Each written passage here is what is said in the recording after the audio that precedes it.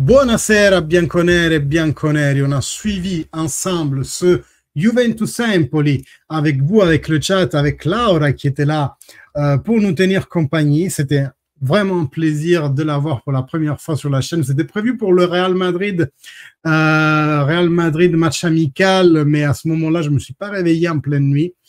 Ma faute, complètement ma faute. Non, moi j'étais avec Noé et Théo, oui c'est vrai. Ben, c'est ça, en fait, je parle exactement de ce match-là. Donc voilà, on l'a suivi ensemble, on a souffert ensemble quand il y avait de souffrir, on a jubilé ensemble surtout. Et on va faire un petit peu le débrief de ce match. Je vous remercie déjà tout le monde. Syl, Camille, Reda, Jojo, Jonathan, Émilie, Syl, je l'ai dit, je ne sais plus, je ne sais pas. Mais en tout cas, merci à tous ceux qui ont été sur le chat aujourd'hui. Dites-moi en 3-4 phrases, qu'est-ce que vous avez pensé de ce match? Et puis, je vais vous lire après ma courte analyse, parce que ça sera une courte analyse. Je vais juste prendre peut-être les stats du match, les stats finales. En tout cas, ça fut un match bon de mon humble point de vue. C'est-à-dire que on a eu des moments de baisse où c'était l'Empoli qui attaquait beaucoup plus que nous. La Juve a su quand même, à mon avis, se démontrer solide. Et c'est ça la première qualité qu'on va retenir de la Juventus qu'on a vu ce jour, c'est la solidité. Après, on n'a pas vu les belles trames qui nous avaient vraiment tapé dans l'œil dans le premier match de la saison contre l'Udinese.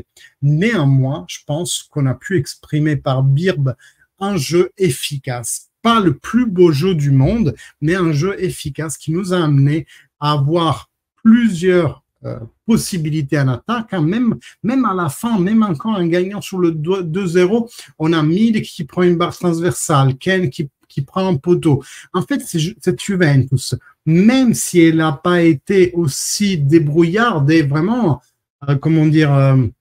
rodée, comme on l'a vu lors du premier match contre l'Udinese, moi, j'ai le plaisir de dire que cette Juventus joue vers l'avant et arrive à créer de bonnes conditions pour convertir en but. On ne dit pas que c'est le meilleur jeu du monde, on dit que c'est un jeu efficace. Et c'est ça qu'il faut, c'est l'efficacité. Aujourd'hui, 2-0, ça aurait pu être 3 ou 4. On a eu un penalty raté aussi de Dusan Vlahovic. On a eu plusieurs situations où on s'est retrouvé devant le gardien et Berisha a fait un très bon match. Pour moi, c'est une bonne Juve. Ce n'est pas une excellente Juve. Ce n'est pas la Juve des premières 45 minutes contre l'Udinese. Mais moi, j'aime bien comme on a interprété le match de ce jour, qui nous permet d'ailleurs d'aller tranquillement vers la pause nationale parce qu'on est très bien au classement. D'ailleurs, je suis en train de vous le récupérer en ce moment même. On est actuellement en zone Champions League, ça fait bizarre de le dire, mais avec les deux Milanaises et l'Inter.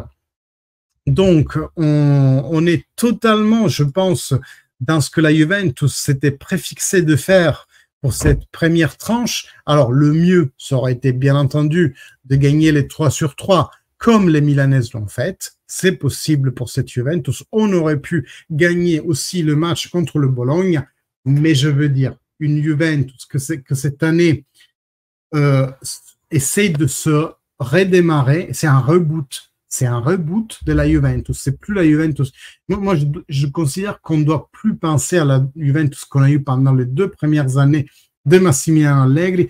Pourquoi? Parce que plusieurs des personnes qui ont été interviewées dans la Juventus, les joueurs, les entraîneurs, etc., le staff, tout le monde nous dit qu'on travaille sur quelque chose de nouveau. Donc, ce qu'on a vu en ces 3 premiers matchs, moi, je le considère comme une première pierre pour reconstruire cette Juventus. De toute façon, Allegri nous l'a dit lui-même, je pense qu'il ne restera pas un an de plus. Il nous a dit lui-même qu'il compte remettre sur pied cette Juventus pour qu'elle puisse être gagnante dans les années suivantes, ce qui, à mon avis, est quand même une confession du fait qu'il ne restera pas. Aujourd'hui, nous commentons une Juventus qui a fait 7 points en 3 matchs, un petit faux pas contre le Bologne, avec un condiment un peu de polémique arbitrale. En tout cas, on commente aujourd'hui une Juventus qui a 7 points, qui est loin de deux longueurs des deux Milanaises, qui font un très bon championnat, un très bon début de championnat en ce moment. Et aujourd'hui, moi, je me sens de dire que la Juve a été efficace. Pas la meilleure Juventus du monde, mais efficace. Maintenant, je vais passer à la lecture de vos commentaires. Alors, c'est par où? Au revoir, Laura. Merci, elle revient. Ben oui, elle va revenir. On a vaincu sans gloire, mais soyons pragmatiques. C'est un match un peu trop juste. Tu trouves que c'est juste dans la mesure où quoi? On n'a pas converti assez ce qu'on a produit, ou tu penses que même on n'a pas produit autant que ça? Parce que ça, c'est une différence qui, à mon sens, est quand même importante.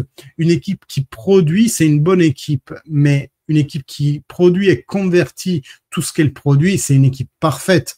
Tu gagnes les matchs 4-0 quand c'est comme ça.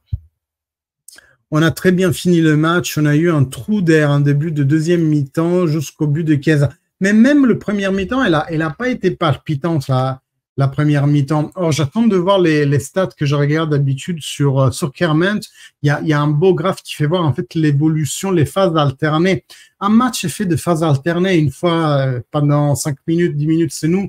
Après, on subit l'attaque de l'adversaire simplement parce que comme nous respirons, les êtres humains, les équipes respirent aussi. Ils ont besoin d'un temps de récupération, donc il y a une certaine alternance dans la plupart des matchs.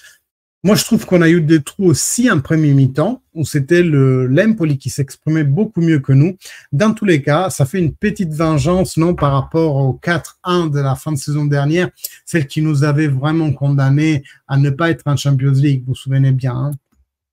Dans leur dernier éclat de lucidité, les juges de la procure sportive nous avaient affecté seulement 10 points, ce qui voulait dire qu'en gagnant les 3 derniers matchs, Empoli, Milan, parce qu'on aurait battu le Milan en confrontation directe, puis Udinese, on aurait pu quand même, avec les moins 10, accéder à la Champions League. On n'y est pas arrivé par notre propre faute et parce que juste avant le match contre l'Empoli, ils nous ont annoncé la confirmation de moins 10 et je vous laisse imaginer les joueurs avec quel état d'âme sont allés disputer ce match qu'on a perdu 4-1. Et bien aujourd'hui, quelque part, la vérité est rétablie, c'est la Juventus qui s'impose malgré tout à l'Empoli en construisant pas mal et en finalisant un peu moins. Victoire, mais frustrant, car on aurait pu marquer plus de buts, en plus du poteau et la barre, encore du déchet, donc des passes pas très claires dans le jeu, mais dans l'ensemble, il y a mieux. Match correct, rien d'extraordinaire, mais bien géré. Perrine n'a eu aucun danger. Oui, c'est vrai, en fait, il y a 0 tir cadré de la Empoli. Je suis complètement d'accord. Déjà pause nationale, et oui, donc comme si on avait besoin de ça. Déjà, on joue une fois par semaine. En plus, il nous faut de ça. Bon, on va voir. Hein. Peut-être que ça sera intéressant de voir aussi la nouvelle évolution de l'Italie avec Luciano Spalletti. On verra. Je ne sais pas si je vais faire les live matchs de l'Italie. Vous connaissez mon rapport à la FIGC, à l'équipe nationale, là, depuis 2006. Mais bon, on va voir si on le fera. Puis les duos Chiesa, ils ont fait des échanges aujourd'hui. On aurait dit de frères jumeaux qu'ils étaient reliés avec un fil rouge entre leurs cerveaux, mais c'était vraiment, ils s'entendent à la perfection. Content des retours de Kostic et Gatti, juste un peu déçu de Miretti, qui doit encore monter en maturité. C'est vrai, Miretti a fait beaucoup mal dans la première mi-temps. Je suis même étonné qu'il soit rentré sur le terrain en deuxième mi-temps. Je m'attendais que ça soit changé directement. C'est toujours bien d'être dans la zone Ligue des Champions. Avant la trêve, 7 sur 9, c'est bien. Voilà. En fait, c'est pas le top score qu'on aurait pu réaliser. Je pense qu'on aurait pu gagner contre Bologna. Mais voilà, prenons ça comme une première pierre vers notre futur Juventus. C'est à ça qu'on doit viser. Salut Zizo Safa, comment ça va? Je t'ai vu, mais il y a assez longtemps sur la chaîne. J'espère que tu suis toujours, même si tu écris pas en chat. Belle victoire, mieux encore que le 4 ans de l'année dernière. Ça, il n'y a aucun doute que c'est mieux de se prendre 4 patates. Hein, je pense qu'on est d'accord. Ça n'a pas été explosif, mais on s'en sort bien. Voilà, un bon résumé. On est on ne convertit pas assez ce qu'on produit. Voilà une autre réalité. Après, il ne faut pas oublier que pendant ces 3 derniers matchs, on n'a pas joué des grosses équipes. Il faut voir après, bien sûr. D'ailleurs, à la rentrée, on aura tout de suite ce qui a très bien performé hier contre l'Empoli. Donc, c'est ça, un peu les bancs de preuves qu'on attend. Allegri aura quelques semaines de plus pour bien préparer ce match et on s'attend vraiment à un retour avec des étincelles. Tu fais bien de le dire, Reda. Sandro n'est pas entraîné, mais ah là là, il faut vraiment que Gatti soit le titulaire, c'est juste pas possible. Même aujourd'hui, il va te procurer un penalty. Pourquoi c'est toujours Sandro qui doit jouer? Basta. Gatti, il te fait même des percussions en avant, il te procure un penalty. Je suis désolé, titularise Gatti, on s'arrête là. Et on est tous contents. McKennie, salut Noah, c'est le Noah, l'ami. Non, c'est pas lui parce que tu as un maillot de la Juve, donc tu n'es pas interiste, mais salut à toi, bienvenue sur la chaîne. Si tu n'es pas inscrit, je tiens vite. McKennie, pas mauvais, je trouve. Non, pas mauvais. Mais Elie, c'est vraiment bizarre. Hein. Les pieds sur la ligne, je trouve que c'est vraiment pas son truc. Je le préfère dans l'axe en tentant de s'insérer quand il y a des espaces qui se libèrent, parce qu'il il est bon. Vous vous souvenez le but qu'il avait mis contre le Barça, retourné acrobatique, c'est ça, McKennie. C'est l'insertion, le 3e temps, lorsqu'il va prendre le ballon de la tête. Sur le côté, le centre, c'est pas son truc. Aller sur le fond, c'est pas son truc. Le dribble, encore moins. Pourquoi il le met là, je sais pas. Il peut pas être intéressant en piston lorsqu'il faudrait piquer dans l'axe exactement. Et défensivement, c'est meilleur que Wea. Alors, défensivement, oui, Wea a des grandes marges de progression là-dessus. Par contre, oui, il tend à aller dans l'axe, mais nous, de l'externe, ce qu'on veut, surtout l'externe où il n'y a pas Chiesa. Donc là, Chiesa, normalement, est sur la gauche. Hein. Il est aussi sur la droite, on l'a vu pendant ce match. Mais là, on n'attend pas ça de lui. On attend de l'autre côté de Chiesa qu'il aille sur le fond et qu'il mette des centres. Comme ça, Chiesa peut arriver sur le 2e poteau de l'autre côté. Alors, j'aimerais qu'on soit plus fluide dans les remontées de ballon et qu'on soit plus chirurgique. Ouais, c'est un peu les deux talons d'Achille, c'est un peu ça. Pour la fluidité, je trouve que Pogba a fait le taf en 2e mi-temps à la place de Miretti. Miretti, je l'ai quand même vu bloqué. Il perd toujours le dernier temps de jeu. Il ne sait pas quoi faire à la fin. Il marche sur le ballon. Enfin voilà, il est brouillon quand il faut prendre une décision assurée pour la suite de l'action. Alors que Pogba, c'est Pogba. Même s'il ne court pas encore comme il courait avant, c'est autre chose. Face aux grosses écuries, j'ai peur que ça soit trop juste. On verra, comme dit, à la rentrée contre la Lazio. Je viens de penser sur le match d'aujourd'hui, Deveneuve et Chiesa m'ont fait penser au Del Piero Trezeguet. C'est très juste. C'est cette même synchronie, sachant que eux, c'est différent parce qu'ils l'ont construite pendant des années où ils étaient ensemble à la Fiorentina. Ça, je trouve que c'est intéressant. Alors que Trezeguet et Del Piero se sont retrouvés, après avoir disputé une Coupe du Monde, la finale du Coupe du Monde face à face en 2006, ils se sont retrouvés ensemble à jouer. Non, c'était pas, non, je dis des bêtises, hein, c'était pas 2006 quand on a gagné, c'est quand que Trezeguet nous a éliminés avec le Golden Goal. Là, je fais appel à toi, Camille, parce que tu as une mémoire historique beaucoup meilleure que la mienne. Dans quelle Coupe du Monde la France nous a éliminés au Golden But avec le but de Trezeguet, et l'année d'après, il est venu chez nous. Normalement, c'est 2002 à ce moment-là. Dis-moi, je ne sais plus. Napoli. Alors, Tony, je ne te vois pas depuis des mois et puis tu arrives et tu écris juste Napoli astérisque. Je n'ai pas vu il n'y avait pas ton message avant, non? Bon, bizarre. Alors, moi, Miretti, je trouve encore trop juste pour la Juve, et oui, il doit vraiment grandir. Il y a eu une période d'or à un moment donné la saison dernière, mais maintenant il faut qu'il se confirme. La montée de Paul a fait du bien. Il avait même marqué, vous voyez, un autre but on était passé à côté. Donc on a eu un penalty, 2 buts, la barre transversale de Milik, le poteau de Ken, et puis Paul qui marque, mais Vlahovic, quand il lui a passé le ballon, était hors jeu. Donc voilà tout ce qu'on a concrétisé et non concrétisé. Moi, je trouve qu'on a été efficace, je suis désolé. Au moins en construction. Pogba change tout. C'était en 2000? Non, c'était pas si tôt que ça. Il n'est pas arrivé en 2000, Trezeguet chez nous. Fagioli aurait été meilleur selon moi. Merci pour ton live, Michel-Ange. Ben, salut, Émilie. Dors bien. Euro 2000. Ah oui, vous avez peut-être raison. C'était la finale Euro 2000. Mais Trezeguet, là, donc, il est arrivé avec, chez nous en 2001.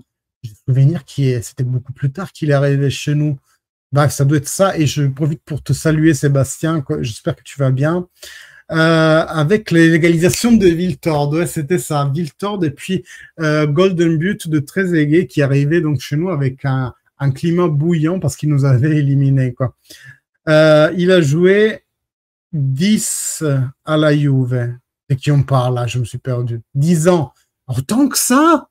Punaise, j'ai vraiment une mémoire historique de merde. Mais lui, je sais qu'il avait joué longtemps, mais j'étais plus dans les 5-6 ans. Je me souvenais pas que c'était autant. Bon, comme Émilie est partie, je vois pas le but de continuer celle-là. Et franchement, je suis dégoûté. Non, mais voilà, on a presque tout dit sur le match. On se reverra dans la semaine pour parler de Fantacalcio avec ceux qui sont inscrits. Si vous n'êtes pas inscrit, vous pouvez télécharger Lega Serie A. Allez chercher la ligue privée JAP Serie A. Attends, je vous le mets un peu plus grand parce que là, c'est un peu merdique, on voit rien. JAP Serie A et mot de passe Juventino à Paris. Donc, on a commencé cette ligue, on est une petite dizaine. Le plus sonné, le plus on s'amuse, donc n'hésitez pas à vous inscrire. Et j'ai fait une vidéo il y a 2 jours, vous la trouverez sur la chaîne, sur comment construire votre équipe. Donc, n'hésitez pas à aller la regarder, à vous inscrire. Vous avez encore une semaine de temps avant qu'on ferme les portes parce que le mercato va finir. Et donc, on ferme tout. Merci encore à Laura. T'as oublié de parler de Paris, je comprends pas là. Mais ça me fait rappeler justement qu'on est à J-5 d'une grande surprise qu'on vous prépare sur Juventus. Donc, restez à l'écoute de ce qui se passe sur les réseaux sociaux. Je mettrai à jour mes profils, moins 5 jours, et on est hyper excité d'apporter ce qu'on va apporter. Il y en a qui le savent déjà dans la commune, je compte sur votre discrétion. En tous les cas, et abonnez-vous si c'est toujours pas fait. N'hésitez pas, la communauté grandit jour après jour et ça fait hyper plaisir. N'oubliez pas de commenter, liker déjà le live. Mettez déjà maintenant, tout de suite avant que je ferme, un petit like sur le live. Comme ça, il sera un peu plus visible. Moi, j'essaie sur Twitch de vous envoyer... je vais faire un ride sur une des autres chaînes. Donc, restez connectés. Gestionnaire des streams. Lancer un ride sur une chaîne. Eh bien, on va sur Juventus. Tiens. Les gars, merci beaucoup. Et fine alla fine, forza Juve. Ciao. Restez, ça va partir. Salut.